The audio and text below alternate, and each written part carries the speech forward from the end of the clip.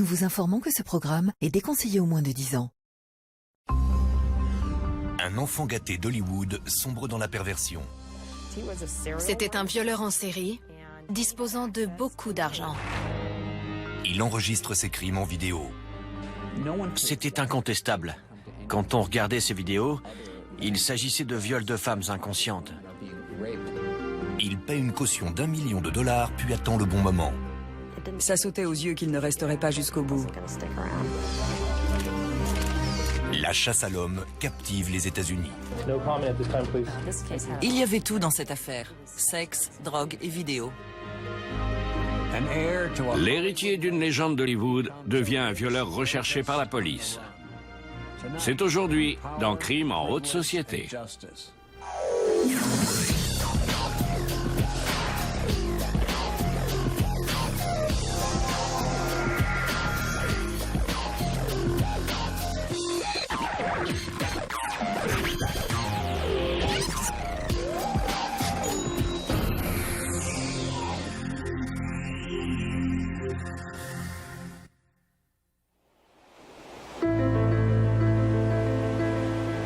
Muscle Shoals, dans le sud de la Californie. Un petit coin de paradis avec une vue imprenable sur l'océan Pacifique.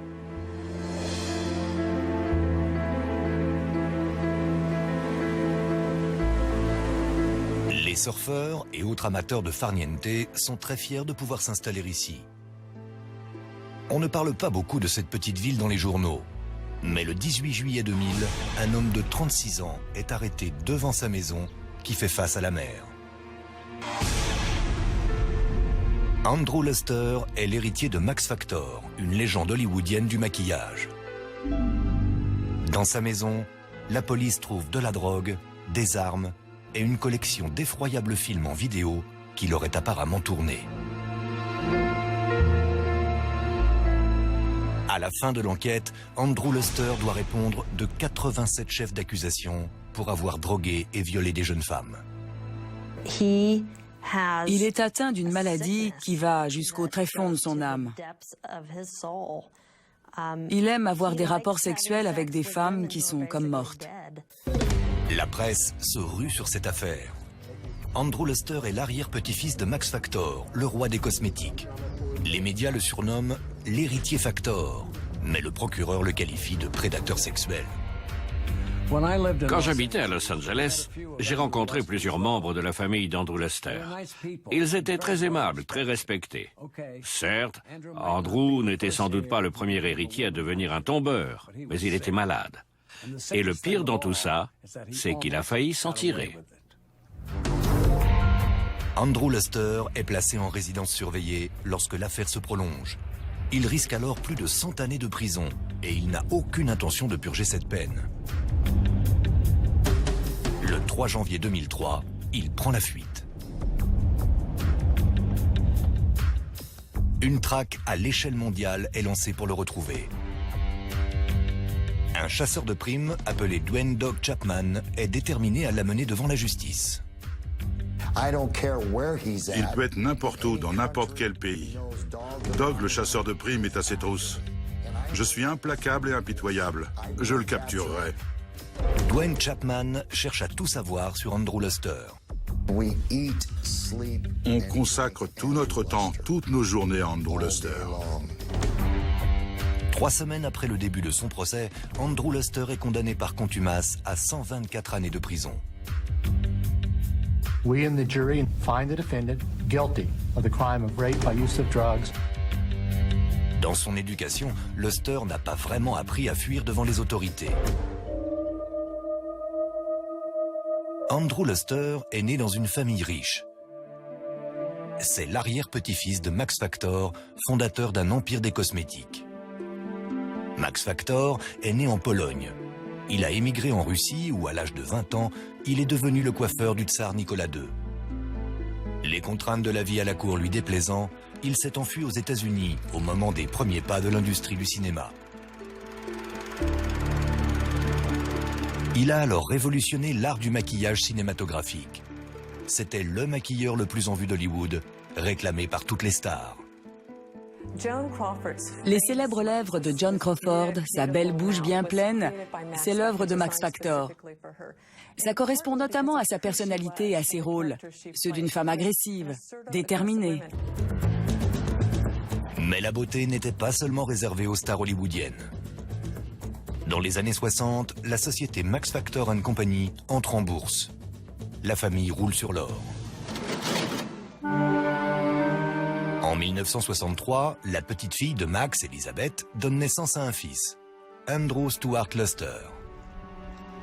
Andrew, surnommé Drew par sa famille, grandit dans la ville très huppée de Malibu, en Californie, au milieu des luxueuses maisons des membres de la jet set. Il a grandi dans le coin entre Malibu Road et la colonie au bord de la plage. Il avait une servante, une nounou, un cuisinier. C'était la belle vie pour lui. Il faisait ce qu'il voulait et il était plein aux as. Quand Andrew a 5 ans, sa mère Elizabeth divorce avec son père, le docteur Henry Luster, qui mourra quelques années plus tard. Comme sa mère le racontera après, Andrew accuse le coup. Il passe des heures seul avec ses nombreux animaux de compagnie. Mais Andrew a une autre passion. Comme de nombreux enfants de Malibu, il est obsédé par le surf. Ils adorent passer du temps dans l'eau et attendre la vague parfaite. C'est le but ultime, trouver la vague idéale. Pour fêter sa sortie du lycée en 1981, Andrew se paye un cadeau plutôt inhabituel. Une maison en bord de mer pour lui tout seul, à Muscle Shoals. Muscle Shoals était une véritable communauté entre Ventura et Santa Barbara. C'est le paradis des surfeurs.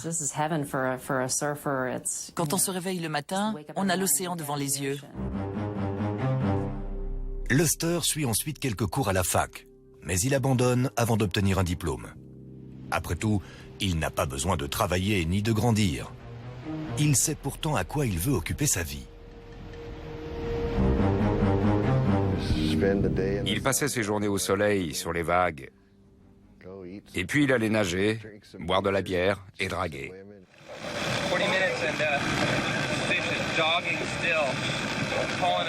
Il ne garde jamais très longtemps un emploi. Il travaille un peu dans l'immobilier, en disant aux gens qu'il est trader. Mais sa source principale de revenus est son fonds de dépôt. Grâce à son argent, il s'achète une deuxième résidence. Un appartement dans la ville de pêche de Cabo San Lucas au Mexique. C'est un pêcheur hors pair qui adore se pavaner devant les caméras avec une canne à pêche. Il aimait beaucoup être filmé. Il n'était pas du tout timide, il regardait droit dans l'objectif et il faisait son show.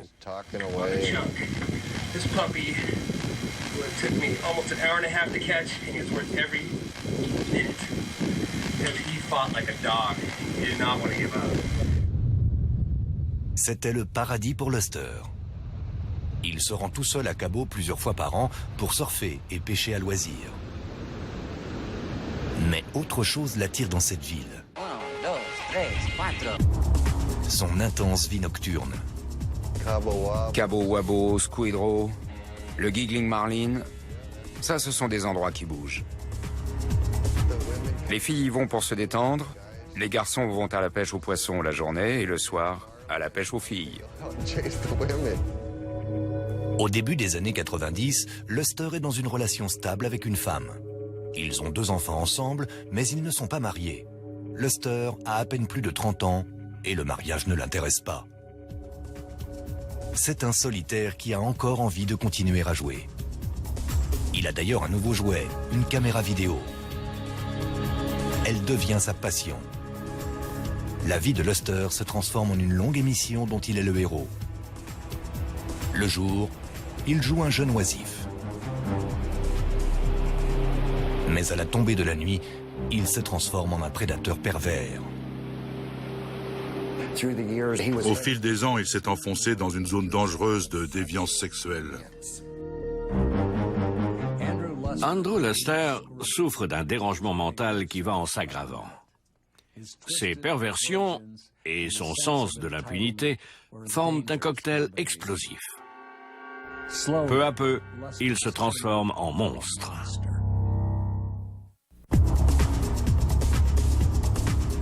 Au milieu des années 90, Andrew Luster mène une vie dédiée au plaisir. Il consacre son temps à des activités solitaires. Il fait du surf, de la pêche et surtout, il écume les bars et les plages de Californie pour séduire des femmes. Très jeunes, de préférence. En 1996, Luster rencontre Shauna sur la plage. Elle a à peine 16 ans. Luster en a 32. Il ne recherche pas l'âme sœur. Il veut simplement sentir qu'il a du pouvoir sur les femmes. La différence d'âge y contribue. Mais il a une autre méthode beaucoup plus funeste. Shauna et ses amis aiment traîner dans la maison de Luster. Le bar est toujours plein. Mais il n'y a pas que de l'alcool chez lui. Il y a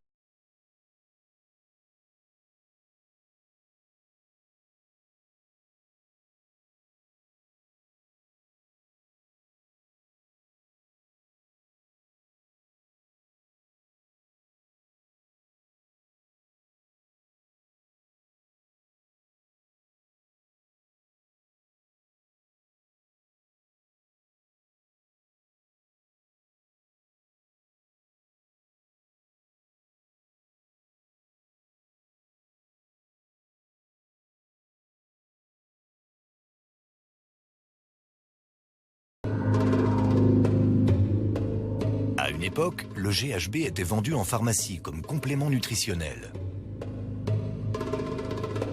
Facile à fabriquer, il est indétectable dans le sang seulement 12 heures après ingestion.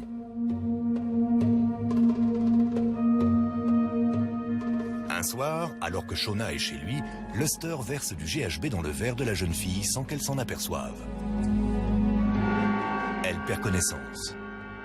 Luster insère une cassette dans sa caméra, la met en marche, décrit ce qu'il compte faire, puis viole sa proie inconsciente. Shauna se rappelle seulement s'être réveillée le matin sans aucun souvenir des événements de la nuit précédente. Selon toute apparence, Andrew Luster est comme de nombreux autres jeunes fils de riches qui habitent à Muscle Shoals. Dans la journée, il s'amusait sur la plage et draguait des filles, tout à fait normalement. Et la nuit, c'était un véritable détraqué sexuel. Il avait deux visages, Dr. Jekyll et Mr. Hyde.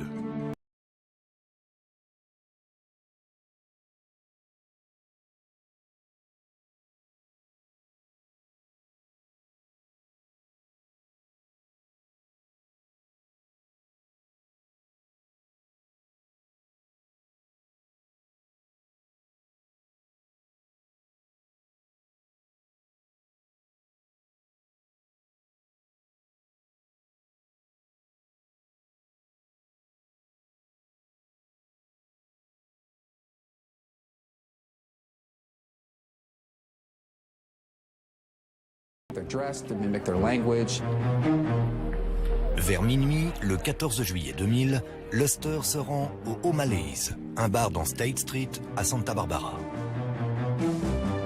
Il y rencontre Carrie, étudiante à l'Université de Californie. Il fait chaud. Luster tend un verre à la jeune fille, additionné de GHB. Ensuite, tout se met à tourner.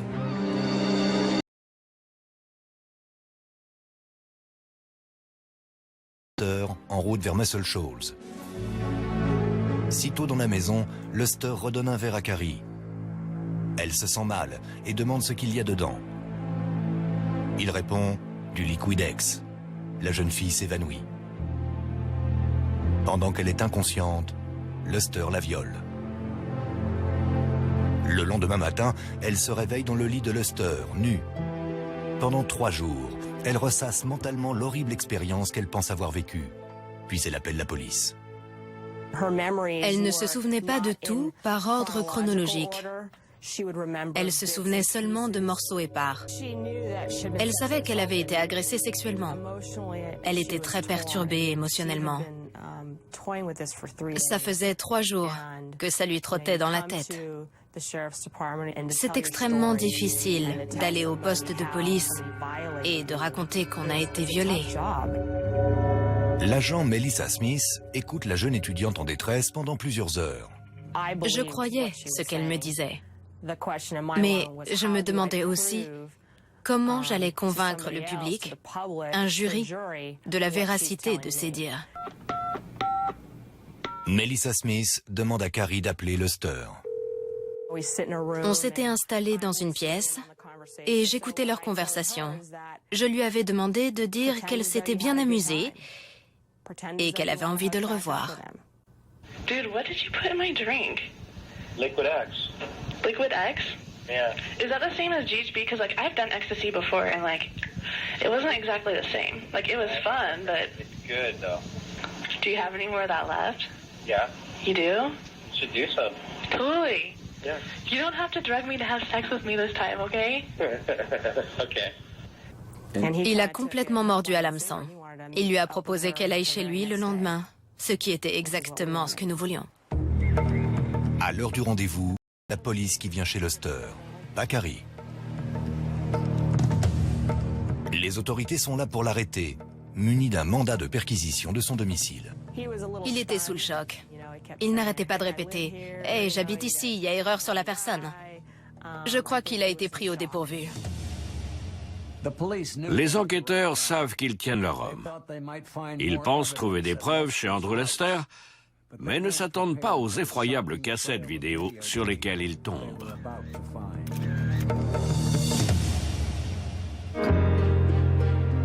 En juillet 2000, Andrew Lester est arrêté devant sa maison californienne de bord de mer pour le viol de la jeune Carrie Doe.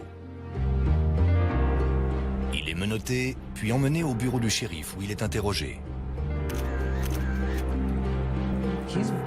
Il était très sûr de lui pendant cet interrogatoire.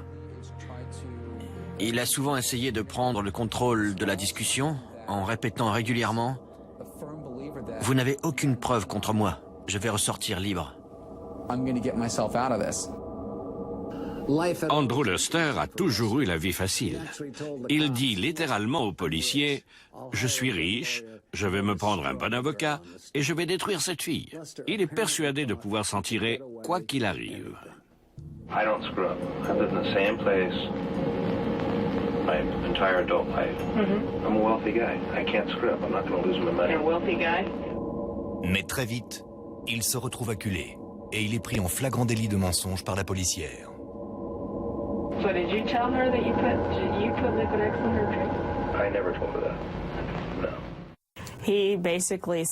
Il a dit qu'il ne lui avait rien donné, qu'il ne voyait pas de quoi je parlais. Un peu plus tard, je lui ai dit que j'avais entendu la conversation qu'il avait eue avec Carrie la veille. Là, il a été obligé de reconnaître qu'il avait versé du GHB. Mais il a prétendu que la jeune femme était consentante. Pendant que Luster est interrogé, les enquêteurs fouillent sa maison de Muscle Shoals.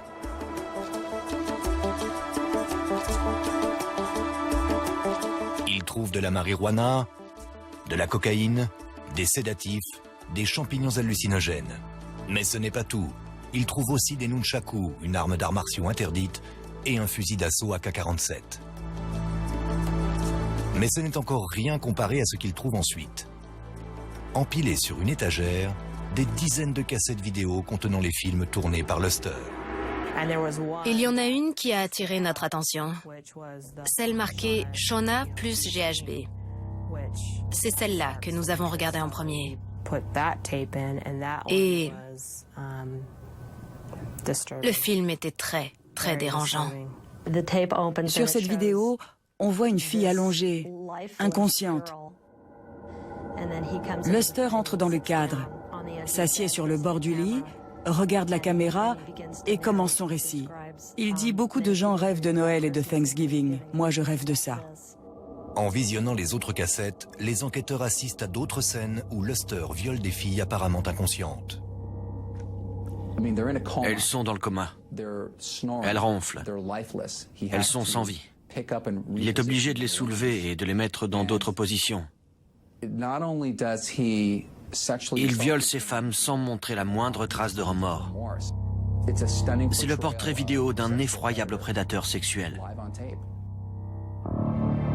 Une semaine plus tard, Luster comparaît devant un juge et il est inculpé d'empoisonnement et de viol. sa caution est fixée à un montant record pour le comté de Ventura. Le procureur a demandé une caution de 10 millions de dollars, ce qui a été accordé. C'était du jamais vu.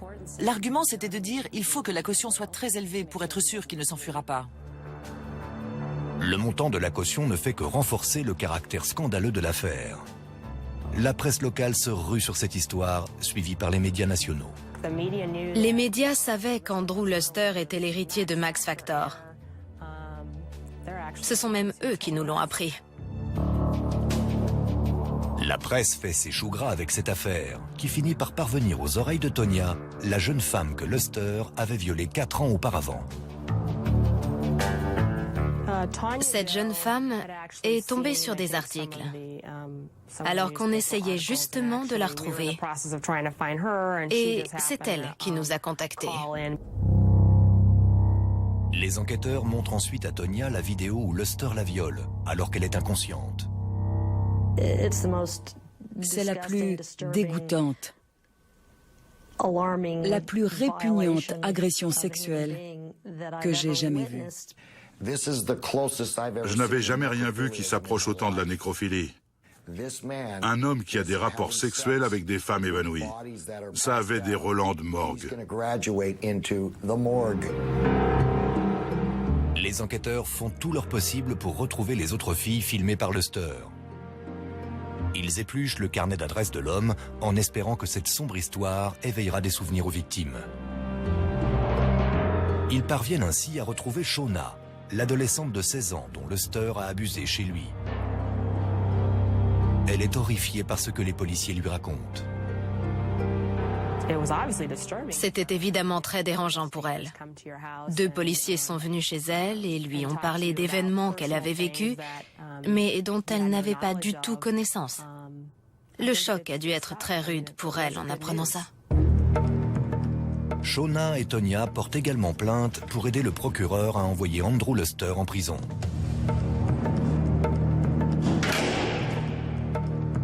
Entrez dans la cellule. Cet homme, qui a toujours agi selon ses désirs, se retrouve confiné dans une cellule d'1,50 m sur 2,40 m, avec une seule heure par jour pour faire du sport et se doucher. La fortune d'Andrew Luster lui a ouvert des portes toute sa vie. Sauf que maintenant, elle ne peut pas le faire sortir de sa cellule. Luster est pourtant certain qu'il y a un moyen de s'échapper, et hélas, il a raison. En apprenant que sa caution est fixée à 10 millions de dollars, Andrew Luster est outré. Alors que le procureur avertit que l'accusé risque de s'échapper et de commettre d'autres viols, les avocats de la défense plaident pour la liberté de leur client. C'est comme s'il n'avait pas de caution. C'était notre argument et il a été retenu. La cour d'appel a eu raison de réduire le montant de la caution. Le juge fixe la caution à un montant inférieur que Luster peut payer, 1 million de dollars. C'est beaucoup pour la plupart des gens, mais peu pour la famille Luster.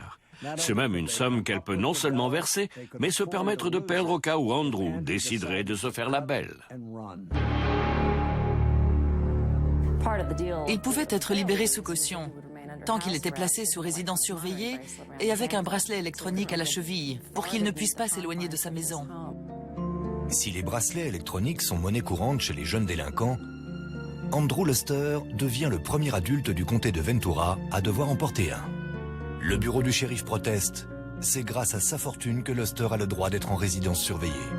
De lourdes accusations pesaient contre lui. C'était un violeur en série, disposant de beaucoup d'argent. C'était des conditions qui n'avaient jamais été imposées par la Cour de Californie pour qui que ce soit. Et il y a eu une polémique sur le fait qu'elles étaient appliquées à un homme riche, de milieu aisé. Cela a forcément soulevé des questions. Andrew Luster n'aurait jamais dû pouvoir être libéré sous caution. Nous nous sommes inclinés devant son statut et sa position. Les auditions préliminaires commencent en juin 2001. L'accusation doit prouver qu'elle dispose d'assez de preuves pour aller jusqu'au procès. À 37 ans, Luster se complaît dans le rôle d'un innocent accusé à tort. Avec son langage corporel, il exprimait son indignation, sa volonté de réfuter des accusations qu'il estimait complètement fausses. Selon lui, ces femmes mentaient et avaient eu des rapports consentis avec lui. Il prétendait que les avocats de l'accusation agissaient par pudibonderie et cherchaient à le salir par des mensonges. 3 victimes présumées de Luster, Carrie, Shona et Tonya, témoignent qu'elles ont été endormies sans leur consentement. Et les vidéos filmées par Luster montrent la suite des événements. Il avait de nombreuses occasions de s'interrompre et de mettre fin à ses agressions sexuelles. Au lieu de ça, il changeait la musique. Il allait chercher d'autres objets dont il se servait pour ses forfaits.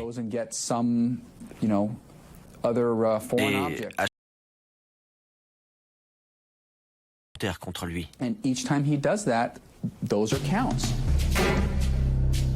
Les preuves sont écrasantes. Le juge ordonne que Luster soit jugé pour empoisonnement, viol, possession d'armes et agression sexuelle. Au total, 87 chefs d'accusation. Chacun d'eux est passible d'une peine de prison. S'il est condamné, Andrew Luster risque plus de 100 années d'incarcération. Cependant, grâce à sa fortune, il peut se permettre d'engager les ténors du barreau.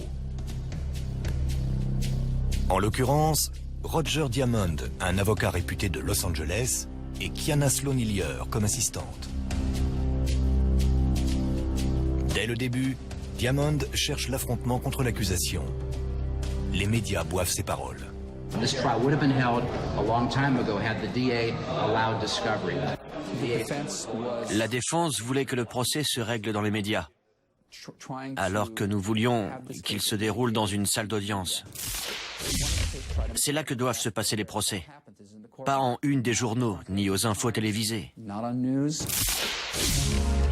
Le juge est d'accord et ordonne une interdiction de publication, pour la défense comme pour l'accusation. Aucune des deux parties n'a le droit de parler à la presse. La défense accumule ensuite les demandes de report du procès. Les avocats de Luster affirment également que le comté de Ventura complote contre leurs clients. Nous étions persuadés qu'il y avait un effort concerté et délibéré de nuire à Andrew et que tout le monde était impliqué là-dedans. Depuis l'accusation jusqu'au juge, en passant par le shérif. Leur stratégie est devenue « faisons le procès de tout le monde ». Celui de la police, de l'accusation, du système. Ils voulaient remettre en cause absolument tout. Tant qu'on ne discutait plus de la culpabilité ou de l'innocence d'Andrew Luster. Selon la défense, les preuves clés, c'est-à-dire les cassettes où l'on voit Luster violer ses victimes, ont été modifiées. Sans voir les bandes originales, il leur serait donc impossible d'assurer la défense de l'accusé. Les cassettes qui ont été montrées au procès contenaient des versions retouchées des films d'Andrew. On avait notamment sous-titré ses paroles. Nous n'avons jamais vu les versions d'origine. Ils ont eu la possibilité d'accéder à ces cassettes et ils ne l'ont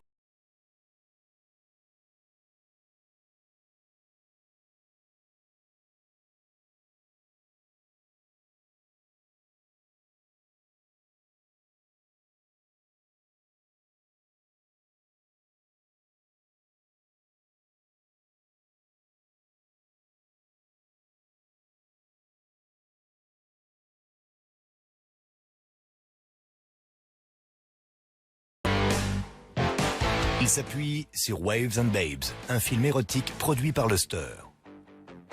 La défense affirme que l'accusé a des ambitions de producteur de films X et que les victimes voulaient devenir actrices.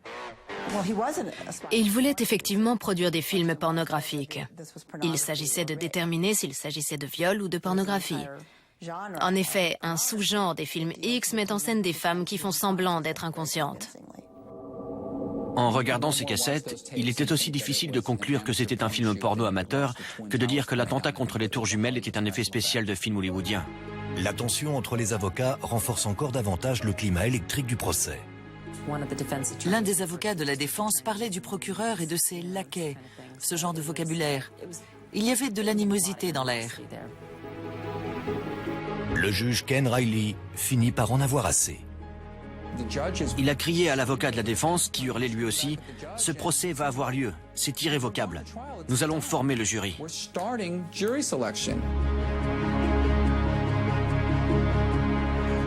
Grâce à son portefeuille bien garni et au talent de ses avocats, Andrew Luster a réussi à retarder le procès pendant près de 2 ans et demi. Mais l'heure de vérité est arrivée. On dirait qu'il va aller en prison, malgré son nom et sa fortune.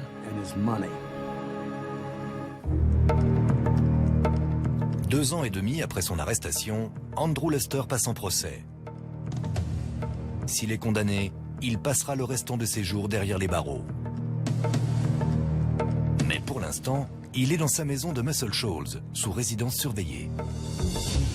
Il m'a appelé plusieurs fois, il était comme un animal en cage. Il avait envie de sortir, de faire du surf. Il disait que c'était seulement un coup monté et qu'il retrouverait sûrement bientôt les vagues. Les avocats de Luster demandent la suspension de sa résidence surveillée et le juge accepte. C'est inouï. Voilà un dangereux violeur quasiment libre de s'échapper, seulement retenu par un bracelet électronique. Quelle absurdité! Madame Fox m'a dit, « Je vous le prédis, vers le milieu du procès, il verra que c'est perdu et il prendra la fuite. » Je ne savais pas combien de temps ça prendrait, mais ça sautait aux yeux qu'il ne resterait pas jusqu'au bout. Dans la salle d'audience, Luster est visiblement très tendu. Il essayait de contrôler les déclarations de ses avocats. À chaque fois que Maître Diamond s'adressait au juge à propos de quelque chose, Luster lui chuchotait ses instructions à l'oreille. Il a beau se démener pour contrôler le déroulement du procès, il ne peut rien faire pour influer sur l'impact du témoignage des victimes, et tout particulièrement leur réaction lorsqu'elles ont vu les films où Luster les violait. When you first saw the tape and saw the defendant performing these various sex acts on your body, what was your reaction? It's very disgusting to me, and when I first saw it, it was like, it's like seeing yourself raped in the third person, and there's nothing you can do about it. Ces témoignages sont déjà accablants, mais la défense sait que le pire reste à venir. Les cassettes vidéo elles-mêmes. En voyant ça, de nombreux jurés avaient l'air bouleversés et incrédules. J'ai aussi remarqué 2 jeunes femmes émues aux larmes. Tous les jurés étaient bouche bée. Ils n'en croyaient pas leurs yeux. Les jurés se posaient une seule question. Sont-elles inconscientes? C'est ça qui changeait complètement la donne. Mais on entendait ces jeunes filles ronfler. Elles ne donnaient aucun signe de vie. On aurait dit de grandes poupées inertes. Pour les jurés, c'était la preuve éclatante qu'il ne s'agissait pas d'un tournage de film porno amateur. Luster, quant à lui, observe les jurés le regarder commettre une succession de viols. Pour toutes les personnes présentes, il apparaît évident que cet homme ira bientôt en prison. Le procès doit s'interrompre 2 semaines pour les fêtes de fin d'année. La veille de l'interruption, Luster se penche vers son avocate, Kiana Sloan-Hillier. Après l'avoir écoutée, elle s'est levée et elle a dit « Nous comptons voir Monsieur Luster pendant l'interruption du procès. Nous demandons donc à la Cour de lui accorder les mêmes horaires que pendant le procès. »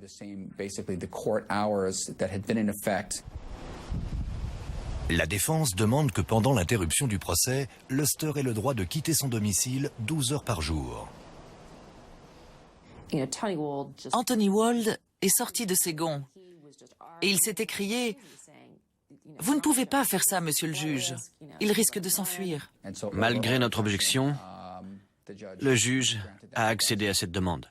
Pendant l'interruption, Luster se concerte avec ses avocats qui pressentent que la culpabilité va être prononcée et se prépare à faire appel du jugement. Luster, lui, se prépare à toute autre chose. Le matin du vendredi 3 janvier 2003, Andrew Luster sectionne son bracelet électronique et monte dans son 4x4. Il roule pendant 2 heures vers le sud jusqu'à Santa Monica et se gare au coin de San Vicente et de la 10e rue. Il sort ensuite du véhicule et disparaît. C'est assez évident qu'il envisageait cette solution depuis longtemps. Il a bien vu que ça sentait le roussi.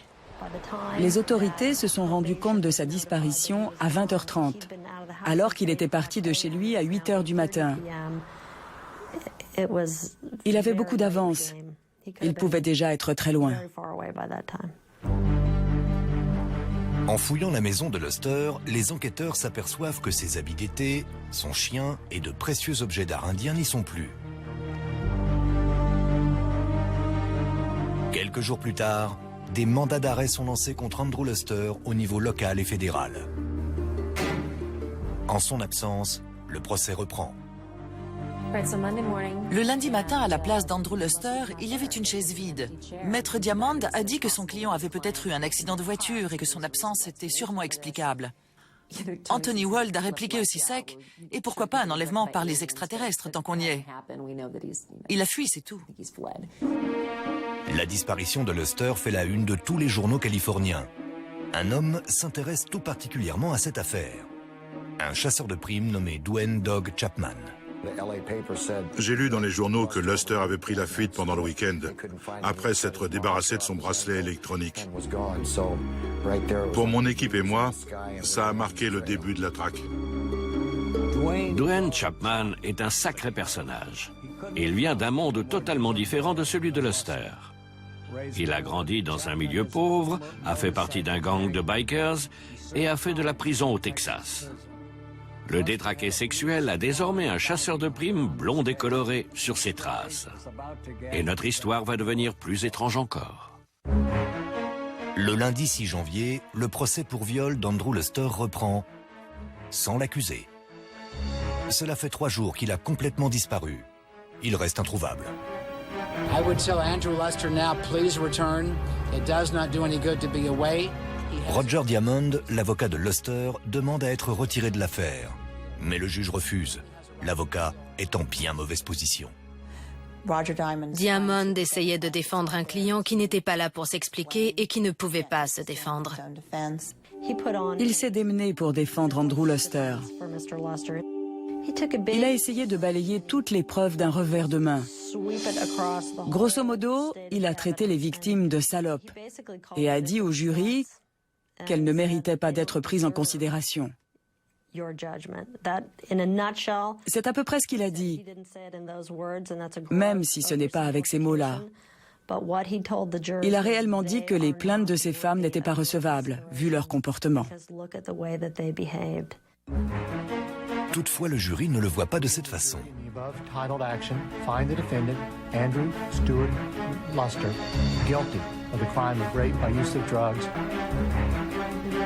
Le 21 janvier, Andrew Luster est reconnu coupable de 86 des 87 chefs d'accusation, empoisonnement et viol. Il est condamné à 124 années de prison, sauf qu'il n'en effectuera pas une seule journée s'il n'est pas capturé. Le chasseur de primes, Doug Chapman, est déterminé à retrouver le fugitif. Je voulais qu'il redoute le moment où j'allais lui sauter dessus. J'étais prêt à tout pour l'avoir. Chapman est un évangéliste avec un penchant pour la publicité. Il dit que les crimes de Luster le dégoûtent, le mettent hors de lui. Il veut absolument capturer Luster. Les autorités de Californie et du pays traquent aussi Luster, grâce à une méthode éprouvée. Elles suivent l'argent à la trace. À tout moment, où qu'il soit, il fallait qu'il se demande si sa transaction allait être repérée par le FBI, le Trésor américain, les services secrets ou Interpol. Chapman, lui, ne vise pas l'argent. Il cible l'homme. On savait où il était allé, où il était susceptible d'aller. On connaissait sa personnalité, sa pointure. On savait s'il avait un jumeau ou des tatouages. Les enquêteurs assurent ne pas être dérangés par le fait que Doc Chapman recherche Luster. Si Dwayne Chapman, une émission de télévision ou quiconque d'autre arrivait à localiser Andrew Luster par quelque moyen que ce soit, tant mieux. En juin, Chapman apprend par un informateur que Luster est dans la ville mexicaine de Puerto Vallarta, où il a repris sa vie de séducteur nocturne. Ça correspondait à son portrait de prédateur sexuel. Un hôtel borgne, des passes à $5 dans un endroit perdu, ce genre de choses. C'était exactement là que je m'attendais à le trouver. Chapman saute dans un avion. Le 18 juin, il repère Luster chez un marchand de tacos près de son hôtel Bon Marché. C'est le moment que le chasseur de primes attendait. Il bondit sur le fugitif, le maîtrise, puis l'embarque dans sa camionnette et repart. Des passants ayant assisté à la bagarre appellent la police. En quelques minutes, les policiers rattrapent le véhicule, s'emparent de Luster et le jettent en prison. La capture de Luster fait la une des journaux. Quelques jours plus tard, le FBI récupère la garde de Luster et le rapatrie vers les États-Unis. Après 3 ans de lutte pour éviter la prison, Andrew Luster, l'héritier en fuite, est derrière les barreaux. C'est sûrement là qu'il passera le restant de ses jours. Il n'a pas eu un comportement parfait, c'est vrai. Mais il a été condamné à 124 ans de prison. Je suis certaine qu'il n'a pas eu un procès équitable. Cela prouve bien que les riches n'arrivent pas toujours à acheter leur liberté. Il a violé des victimes inconscientes, des femmes incapables de résister parce qu'elles avaient été droguées. C'est très tordu. Jamais, au grand jamais, les avocats de la défense n'auraient pu trouver un moyen de diminuer l'impact causé par ces cassettes vidéo. Ce sont les preuves les plus accablantes que j'ai jamais vues. Luster s'est condamné lui-même dans la quête égoïste de son plaisir pervers. Andrew Luster avait suffisamment d'argent pour mettre les femmes à ses pieds. Il aurait pu en payer pour satisfaire ses désirs, mais cela ne lui suffisait pas.